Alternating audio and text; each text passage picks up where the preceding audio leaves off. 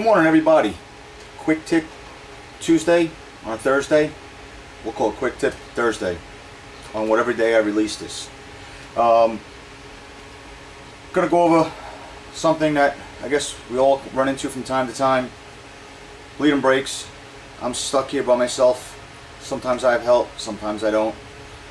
And bleeding brakes by yourself without the right stuff can be a bit of a challenge. I'm going to cover two of the three ways. Yeah, three ways. I'm sure somebody will come up with another one. To bleed your brakes by yourself. One is gravity bleeding. I have a lot of luck gravity bleeding. As long as the system is set up so that obviously gravity works. I have a lot of luck with it, especially if you haven't emptied the system. If it's just a matter of changing a caliper and you just got a little air in there, you want to crack the bleeder, let it drip out. I've had pretty good success with that.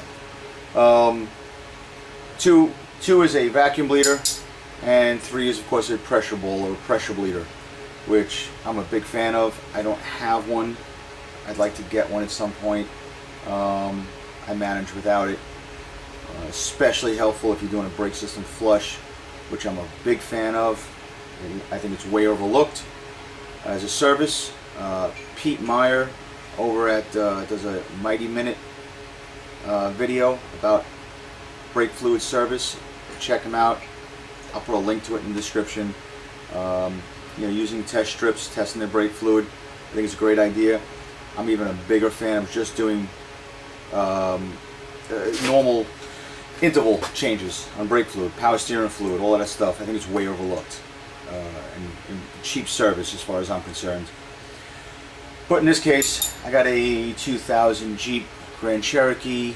We did a little brake upgrade. They had a little issue with the brake caliper design back then. There's a brace in the caliper that they weren't using. I guess the theory was it was causing the caliper to bracket to spread and the rotor would warp. So the bulletin fix was to go with a Akabono type setup that they used on the 2002 and newer setups. Long-winded story. So the gentleman actually came to me and told me I wanted that upgrade. He knew about it, he wanted it. New pads, new rotors, new calipers with the new bracket design. And I have to bleed them. I'm by myself. So I have this pressure bleeder. If you haven't seen them, they do work. They look a little cheesy, but they work. This one is Mighty Vac. There's a few different brands. It's essentially a vacuum gauge. It can be used as a vacuum gauge. I use it. Hose, little reservoir catch with a hose and a little adapter onto the bleeder. Simple enough. Obviously make sure your reservoir is full. The cap is loose so that you can get some air to replace the fluid that's coming out of the reservoir. As you just simply enough, just give it some pumps and it'll begin to draw the brake fluid in. I don't know if you can see it, but there it is. And it will pull the air out. It works.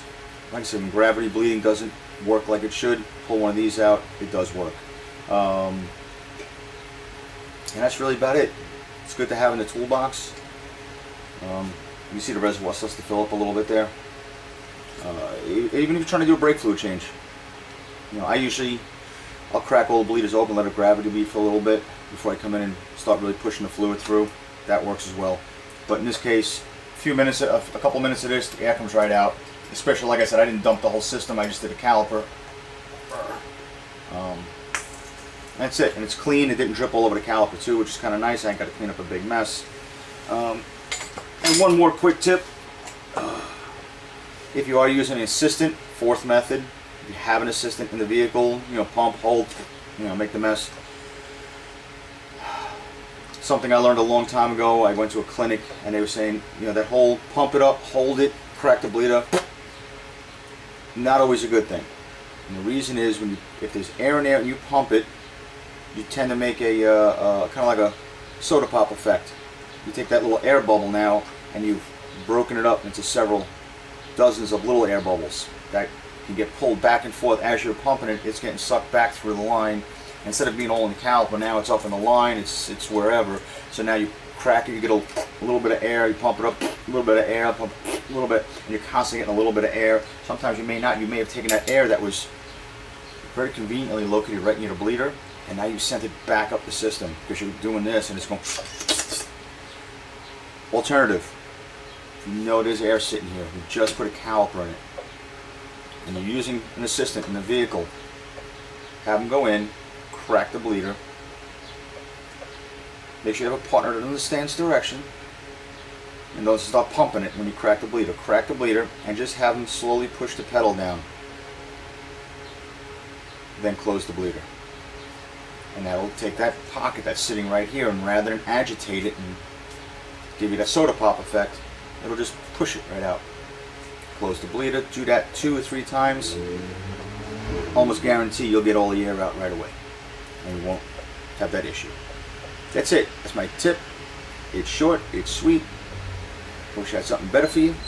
I'm working on it. We'll talk soon. Thanks for watching. Click, subscribe, all that other stuff. Hope everybody's doing good. Enjoying the summer. Bye.